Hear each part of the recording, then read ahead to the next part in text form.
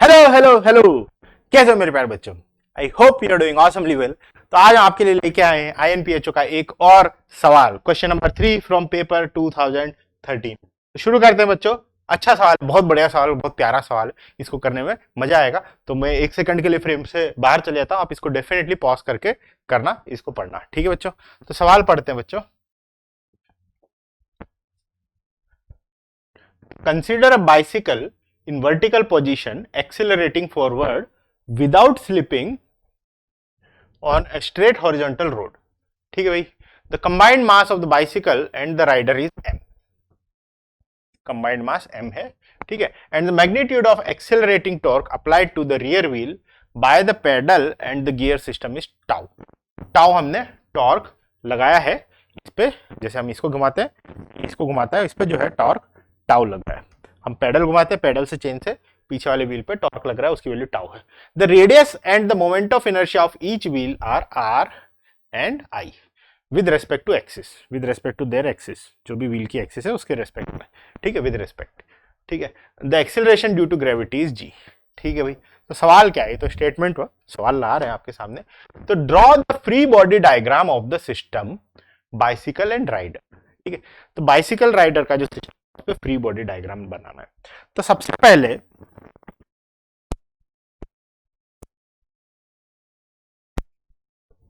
कुछ नॉर्मल लग रहा होगा, ठीक है, और कुछ आगे वाले पहिए पे नॉर्मल लग रहा होगा। आगे वाले पे N1 ले लेते हैं, पीछे वाले पे N2 ले लेते हैं, ठीक है। तो अब ये स्लिप नहीं कर रहा है, क्यों? क्योंकि फ्रिक्शन है, ठीक है। तो जब हम इसको घुमाते हैं तो ये पॉइंट की टेंडेंसी पीछे जाने की है, ठीक है। तो ग्राउंड क्या करता है, इस पे आगे की तरफ फ्रिक्शन लगाता है और वही हमारा गाड़ी को आगे ले जाता है। कोई सी भी गाड़ी हो, फ्रंट व्हील ड्राइव कार हो, साइकिल हो, स्कूटर हो, तो यही लगता है, ठीक है। अब इस पहिए की बात करें तो ये पहिया जो है, ये पहिया तो घूम नहीं रहा है। अब ये अगर सिस्टम आगे जा रहा है तो ये पहिया जो है, इस पहिए की टेंडेंसी आगे स्लिप होने की है, क्योंकि ये इसको आगे ले आ रहा है तो ये भी ले आ रहा है। तो आगे ऑब्वियसली अगर इसकी टेंडेंसी आगे स्लिप होने की है और पहिए को ऐसे घूमना है, ठीक है, अगर पहिए को ऐसे घूमना है तो क्या होगा, इस पे फ्रिक्शन पीछे की ओर लगेगा F1, ठीक है। सारे फोर्सेस लगा लिए? नहीं, mg नहीं लगाया। मान लो mg हम यहां लगा देते हैं, ठीक है। एक्चुअली थोड़ा ऊपर लगेगा, पर यहाँ पे राइडर बनाया नहीं है, तो हम यहाँ mg लगा रहे हैं। तो दोनों पहियों पे फ्रिक्शन, दोनों पहियों पे नॉर्मल टॉर्क, ये हमने इसका एफबीडी बना दिया। हालांकि टॉर्क हमें बनाने की जरूरत नहीं थी एफबीडी में, बट फिर भी हमने इसको बना दिया। तो ये आपकी साइकिल का मोटा मोटा, जब साइकिल आगे की तरफ एक्सेलरेट हो रही होती है तो ये उसमें इसका एफबीडी होता है। एयर ड्रैग लगेगा, पर वो हमें कंसीडर नहीं करना है फॉर ऑब्वियस रीजन, ठीक है बच्चों। आगे बढ़ते हैं। Obtain the acceleration A in terms of the above mention quantities, ठीक है। तो क्वांटिटीज का यूज करके हमें इसका एक्सेलरेशन निकालना है बच्चों। तो अगर हमें इसका एक्सेलरेशन निकालना है तो ऑब्वियसली हम क्या कर सकते हैं, इसकी फोर्स की इक्वेशन लिख सकते हैं, टॉर्क की इक्वेशन लिख सकते हैं, इक्वेशन सिंप्लीफाई कर सकते हैं, वेरिएबल रिमूव कर सकते हैं, और वो जनरल तरीका होता है। ये तरीका आपको और भी मिल जाएगा, आप खुद से करेंगे तो भी आ जाएगा। तो आज हम आपको एक नए तरीके से एक्सेलरेशन निकालना सिखाएंगे। We are going to teach you a new method to calculate the acceleration, और वो तरीका है एनर्जी, ठीक है। We are going to calculate acceleration using method energy, ठीक है। और एनर्जी मेथड क्या है, क्योंकि कहीं कोई स्लिपिंग नहीं हो रही है, अज्यूम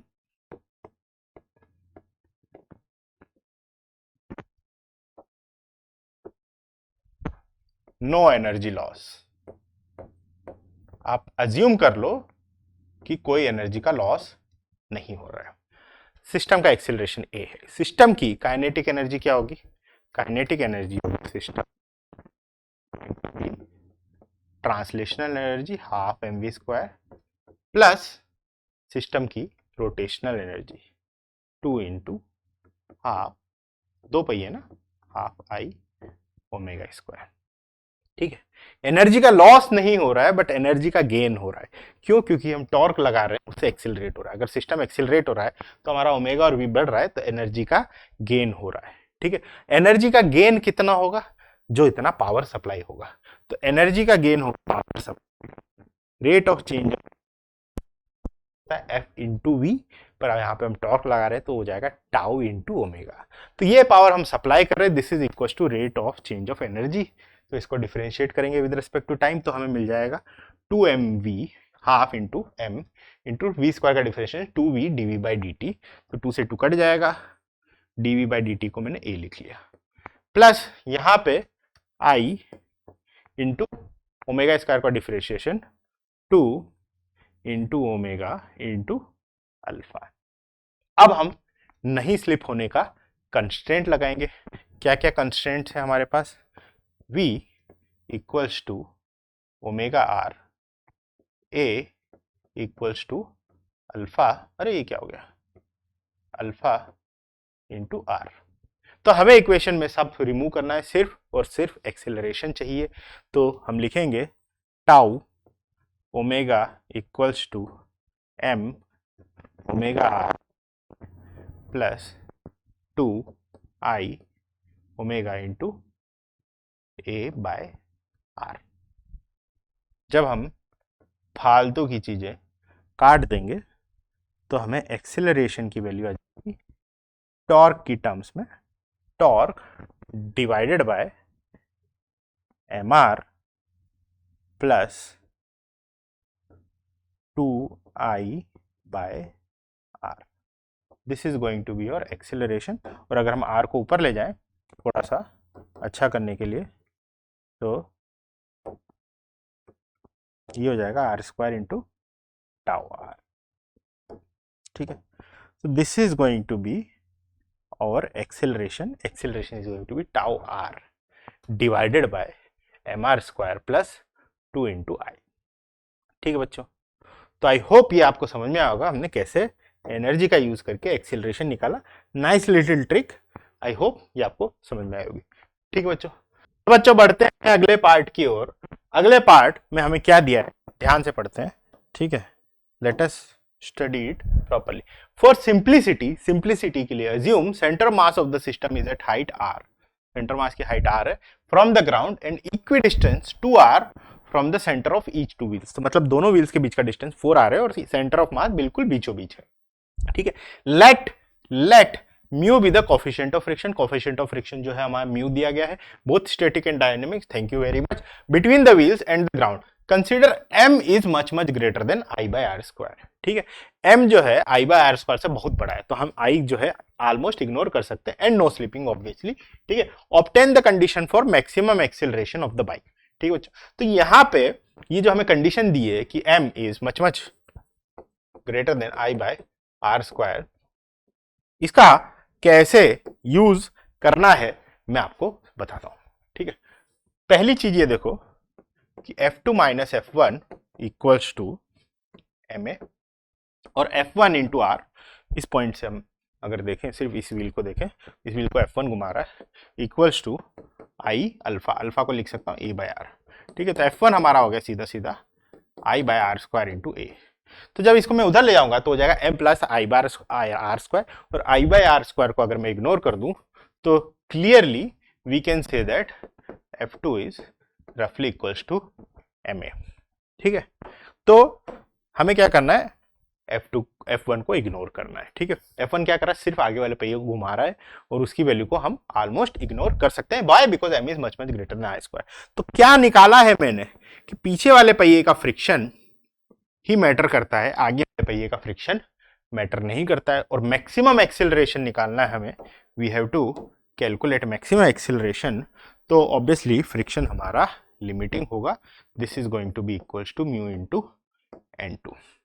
ठीक है, तो हमें मैक्सिमम एक्सेलरेशन निकालना है, फ्रिक्शन लिमिटिंग कर दिया हमने, और अब हमें इक्वेशन लिखनी है। ठीक है, और ऑब्वियसली चूंकि आई बहुत छोटा है तो हम एक और चीज कर सकते हैं, हम मान सकते हैं बॉडी का जो है रोटेशनल मोशन इंक्रीज नहीं कर रहा है। हम बोल सकते हैं बॉडी पे नेट रोटेशनल टॉर्क जो है 0 है। क्या ऐसा सही है? नहीं, ऑब्वियसली नहीं है। बॉडी पे जो है रोटेशनल टॉर्क है, बॉडी का अल्फा इंक्रीज कर रहा है, बट चूंकि आई बहुत छोटा है, so let us assume that tau net, ये इंटरनल है, ये मैटर नहीं कर रहा है, एक्सटर्नल टॉर्क ये हम ही लगा रहे हैं इज 0। ठीक है, तो अब मुझे इसको सॉल्व करना है। N2 F2 में रिलेशन पता है मुझे, N2 की इक्वेशन आया, F2 की इक्वेशन आया, उससे मतलब नहीं हो रहा। F2 और A में रिलेशन पता है हमें, तो we don't have to worry about anything. बस हमें N1 F1 हमने 0 कर ही दिया है, तो N1 पसंद नहीं है। तो मैं काम करता हूं, मैं यहां बैठ जाता हूं, यहां बैठ के मैं नेट टॉर्क 0 कर देता हूं। यहां बैठ के N1 का टॉर्क होगा नहीं, F1 0, F2 का टॉर्क होगा, N2 का टॉर्क होगा, mg का टॉर्क होगा। ठीक है, यहां बैठ के किसका होगा? ठीक है, और क्या होगा? नहीं, एक और टॉर्क मिसिंग है, ma सूडो फोर्स, क्योंकि इसका एक्सेलरेशन इधर a है ना, उसका भी टॉर्क होगा, तो वो फोर्स यहाँ पे लगेगा और ये वो लाइन भी यहाँ से जा रही है, तो उसका भी टॉर्क हमें नहीं करना पड़ेगा। ठीक है, सूडो फोर्स होगा, सूडो फोर्स का टॉर्क 0 है, ये हमें इस चीज का ध्यान रखना है। हम सूडो फोर्स को भूल नहीं सकते। हम ये नहीं कह सकते कि सूडो फोर्स नहीं लग रहा है, सूडो फोर्स लग रहा है पर उसका टॉर्क हमारी किस्मत से 0 है। ठीक है, तो इसकी इक्वेशन लिख लेते हैं। तो mg F2 एक साइड घुमा रही है, N2 दूसरी साइड घुमा रहा है। ठीक है, तो mg इंटू 2r, ठीक है, और plus F2 into r equals to N2 into 4r, N2 into 4r। ठीक है, अभी इक्वेशन हम उधर ले जाते हैं। हमारे पास जो है कुछ कॉपी वॉपी होता है क्या, है ना? कोई बताएगा मुझे कॉपी कैसे करते हैं? तुम कैसे बताओगे? तुम तो वीडियो देख रहे हो ना? ये तो हिला दिया हम। अरे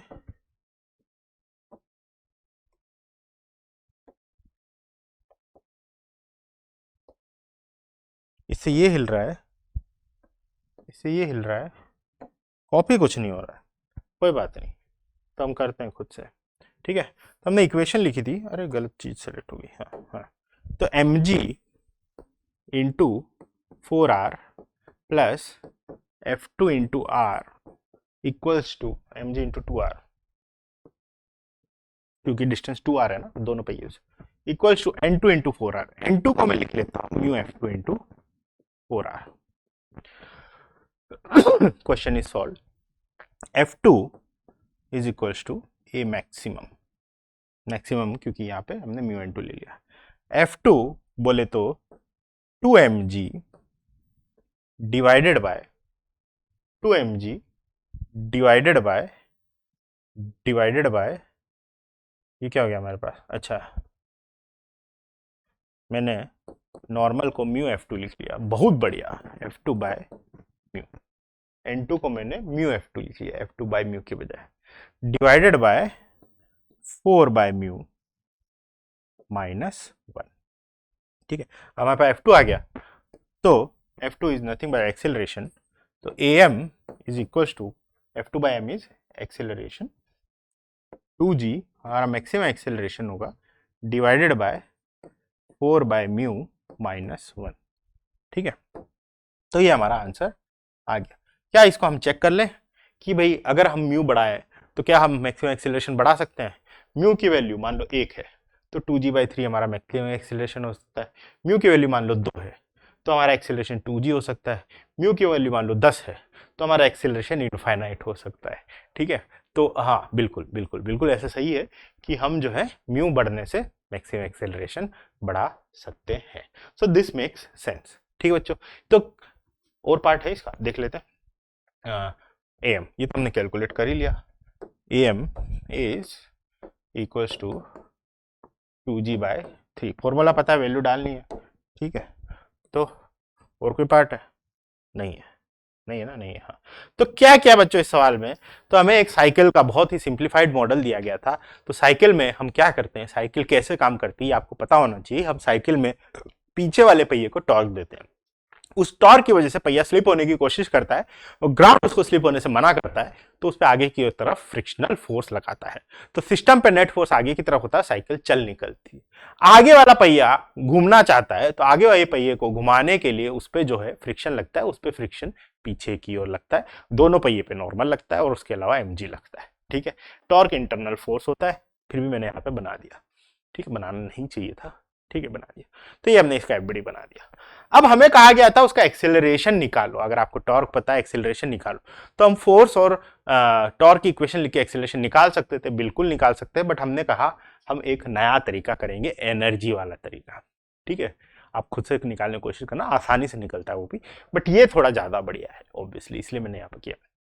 ठीक है, तो कैसे निकालते हैं कि भाई हम जो पावर दे रहे हैं वो पावर सिस्टम की काइनेटिक एनर्जी बढ़ा रहा है। सिस्टम की काइनेटिक एनर्जी है ट्रांसलेशनल प्लस रोटेशनल। ठीक है, तो जो पावर दे रहा है वो इनकी रेट ऑफ चेंज के बराबर होगा। इनकी रेट ऑफ चेंज की इक्वेशन लिख दी, उसके बाद हमने कंस्ट्रेंट लगा दिए, कंस्ट्रेंट लगा के हमने सब रिमूव कर दिया और हमें एक्सीलरेशन मिल गया। ठीक है, अब हमें कहा गया था कि अज्यूम करो कि उनके रोटेशनल चीज को आप इग्नोर कर सकते हो, तो उसके बाद मैक्सिमम एक्सेलरेशन कितना पॉसिबल। तो अगर हमने कहा रोटेशनल इग्नोर कर सकते हैं, तो हम आगे वाले पहिए पे लगने वाला फ्रिक्शन भी इग्नोर कर सकते हैं।